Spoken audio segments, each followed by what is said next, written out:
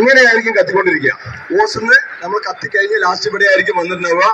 ഇത് ഇങ്ങനെ ഒരു ഫയർ കണ്ടു കഴിഞ്ഞാൽ നമ്മൾ ആ ഭാഗത്ത് നിൽക്കുവോ? ഇല്ല, ആ ഭാഗത്ത് നിൽക്കില്ല.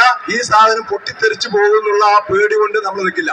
പക്ഷേ ഇങ്ങനെ ഇട്ടിട്ട് പോകുന്നതാണ് ഏറ്റവും വലിയ ആപത്ത് എന്ന് പറയുന്നത്. ഇത്ര സുഖമായിട്ടും ഈ സാധനം പൊട്ടിത്തെറിക്കില്ല. ഈ ഗ്യാസ് തീരുന്നത് വരെയും ഇത് കത്തിക്കൊണ്ടിരിക്കുകയുള്ളൂ. നമ്മളിങ്ങനെ കെട്ടിപ്പിടിച്ചിരുന്നാലും ഇതിനൊന്നും സംഭവിക്കില്ല. പക്ഷേ ഇത് പൊട്ടിത്തെറിക്കും. അതെപ്പോഴാണെന്നുള്ളത് പറയാം. അതിനു മുമ്പായിട്ട് ഇതെങ്ങനെയാണ് കെടുത്തുക? ഇങ്ങനെ ഒരു ഫയർ നമ്മൾ കണ്ടു അല്ലേ? ഇങ്ങനെ ഒരു ഫയർ നമ്മുടെ മുമ്പിൽ വന്നു വിട്ടു. നമ്മൾ ഇതിനെങ്ങനെയാണ് അപ്രോച്ച് ചെയ്യേണ്ടത്? നമുക്ക് റെഗുലേറ്റർ ആദ്യം ഓഫ് ചെയ്യാൻ പറ്റുമെങ്കിൽ റെഗുലേറ്റർ ഓഫ് ചെയ്യാം. അതെങ്ങനെയാണ് ഓഫ് ചെയ്യേണ്ടത്? എന്തായാലും ഈ തീ ഉണ്ടാകുമ്പോൾ അതിന് ഫേസ് ആയിട്ട് നമ്മൾ വരുന്നത് അല്ലെ, അതിന്റെ ബാക്ക് വശത്തൂടെ പോകുന്നു. സുഖമായിട്ട് റെഗുലേറ്റർ ഓഫ് ചെയ്യുന്നു. ഓക്കെ, റെഗുലേറ്റർ ഓഫ് ചെയ്തു. ഇനി റെഗുലേറ്റർ ഓഫ് ചെയ്യാൻ പറ്റാത്ത സിറ്റുവേഷൻ ആണ്. നമ്മുടെ കൈ അതിൻ്റെ ഉള്ളിലേക്ക് ഇടാൻ പറ്റുന്നില്ല എന്ന് വിചാരിക്കാം. നമ്മുടെ കൈയെ അതിന്റെ ഉള്ളിലേക്ക് ഇടാൻ പറ്റുന്നില്ല. നമുക്ക് ആ തീയെ റെഗുലേറ്റർ ഓഫ് ചെയ്തുകൊണ്ട് കെടുത്താൻ പറ്റുന്നില്ല. അങ്ങനെയെങ്കിൽ നമുക്ക് എന്ത് ചെയ്യാം? നമുക്ക് ലൈവ് ആയിട്ട് നമ്മുടെ ഈ ഒരു കൈ ഉണ്ടെങ്കിൽ തന്നെ, ഒരു വിരലുണ്ടെങ്കിൽ തന്നെ ഇതിനെ കെടുത്താൻ സാധിക്കും. അത് സിമ്പിൾ ആയിട്ട് ഇതിന്റെ ബാക്കിൽ കൂടെ പോയി അതൊന്ന് അടച്ചു പിടിച്ചു. ഓക്കെ, നമ്മുടെ കയ്യിലേക്ക് ഒന്നും പറ്റിയിട്ടില്ല, ഒരു ചൂടോ ഒന്നും അറിഞ്ഞിട്ടില്ല. ആ സുഖമായിട്ട് വീണ്ടും പോയിക്കൊണ്ടിരിക്കും. നമ്മൾ ഓഫ് ചെയ്യാം. പിന്നെ ഒരു സ്പാർക്കോ ഒരു ഫയറോ ഉണ്ടെങ്കിൽ മാത്രമേ തീകത്തുള്ളൂ. ഓക്കെ, നമ്മൾ കെടുത്തി കഴിഞ്ഞു. ഈ ഗ്യാസ് ഇങ്ങനെ തള്ളിക്കൊണ്ടുപോയിരിക്കും. നമ്മൾ റെഗുലേറ്റർ ഓഫ് ചെയ്യാൻ പറ്റിയെങ്കിൽ ഓഫ് ചെയ്യാം. തീ കെട്ടി കഴിഞ്ഞ് പറഞ്ഞാൽ നമുക്ക് സുഖമായിട്ട് അതിൽ ഓഫ് ചെയ്യാലോ. ഓക്കെ, അപ്പൊ ഇനി അങ്ങനെ കൈകൊണ്ട് വേണം കെടുത്താം. ഇനി അതുമല്ല, റെഗുലേറ്ററും അതുപോലെ തന്നെ കൈകൊണ്ടും കെടുത്താൻ പറ്റുന്നില്ല. ഇത് മൊത്തം ഇവിടെ കത്തിക്കൊണ്ടിരിക്കുകയാണ്. റെഗുലേറ്റർ അടക്കം ചിലപ്പോൾ കത്തിപ്പോവും അല്ലെ? റെഗുലേറ്റർ മൊത്തം കത്തിപ്പോവും. ഇതൊന്നും ചെയ്യാൻ പറ്റാത്ത അവസരമാണെങ്കിൽ നമ്മൾ കട്ടിയുള്ള പുതപ്പോ ചാക്കോ വെള്ളത്തിൽ മുക്കാം. വെള്ളത്തിൽ മുക്കിയിട്ട് എന്ത് ചെയ്യുന്നു? ഇതില് കൊണ്ടുപോയി ഇടാം. ഓക്കെ, അപ്പൊ ഓക്സിജന്റെ റിലേഷൻ കട്ട് ചെയ്തുകൊണ്ട് കത്താൻ സഹായിക്കുന്ന വാതകം ഓക്സിജൻ ആണെന്ന് അറിയാലോ അല്ലെ? എന്ത് സാധനമാണെങ്കിലും കത്തണമെങ്കിൽ എന്ത് വേണം? ഓക്സിജൻ വേണം. ഓക്കെ, അപ്പൊ നമ്മൾ എന്ത് ചെയ്യാം?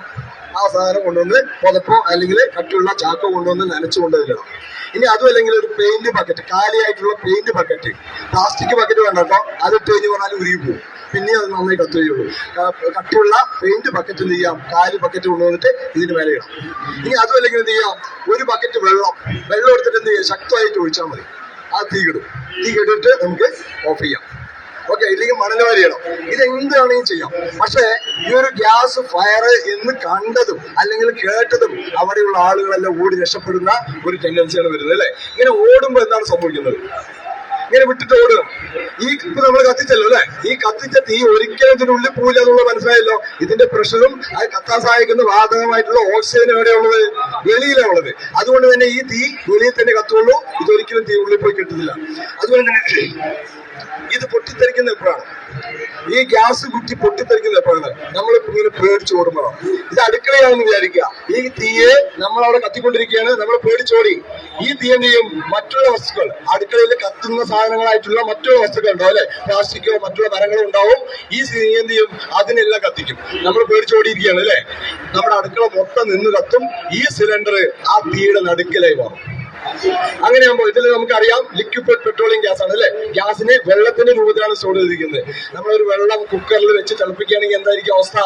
അത് തിളച്ചു പൊങ്ങി ലാസ്റ്റ് അതിന് ആ നീരാവിയായി പ്രഷർ കൂടി ആ വിസിലടിക്കാൻ തുടങ്ങും അല്ലെ? അതുപോലെ തന്നെയാണ് ഇതിലും ചെയ്യാൻ പറ്റുന്നത്. വെള്ളം തിളച്ചു പൊങ്ങും.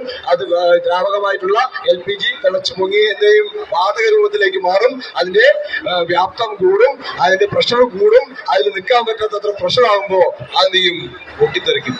നമ്മുടെ വീട് എന്ന ഒരു സ്വപ്നം ചിലപ്പോൾ ഇല്ലാതായി മാറും. ഇതാണ് നമ്മൾ ചെയ്യുന്നത്. അപ്പൊ നമ്മൾ എന്താ ചെയ്യോ? അതിന്റെ തുടക്കത്തിൽ തന്നെ ഗ്യാസ് ലീക്ക് ആണെങ്കിൽ ശരി, ഗ്യാസ് ഫയർ ആണെങ്കിൽ ശരി, നമ്മൾ അതിനെ പ്രിവെന്റ് ചെയ്യാനുള്ള ധൈര്യത്തോടു കൂടി നമ്മൾ അതിനെ അറ്റംപ്റ്റ് ചെയ്യുകയാണെങ്കിൽ സുഖമായിട്ട് നമുക്ക് ആ ലീക്കിനെയും ഫയറിനെയും ഇല്ലാതാക്കാം. വലിയൊരു ആപത്തിനെയും തന്നെ ഇല്ലാതാക്കാം. Okay, thank you. Gas leak ആയി കഴിഞ്ഞാൽ നമുക്ക് അറിയാനുള്ള മാർഗം, ഡൊമസ്റ്റിക് പർപ്പസിന് എല്ലാം ഉപയോഗിക്കുന്നത് അതിലൊരു കെമിക്കൽ ചേർക്കുന്നുണ്ട്, ഈഥൈൽ മെർക്യാപ്റ്റൻ എന്നുള്ളത്. അത് നമ്മൾ അത് ലീക്ക് ആയി കഴിഞ്ഞാൽ നമുക്ക് മണം സ്മെല്ല് മൂലം നമുക്കത് അറിയാൻ സാധിക്കും.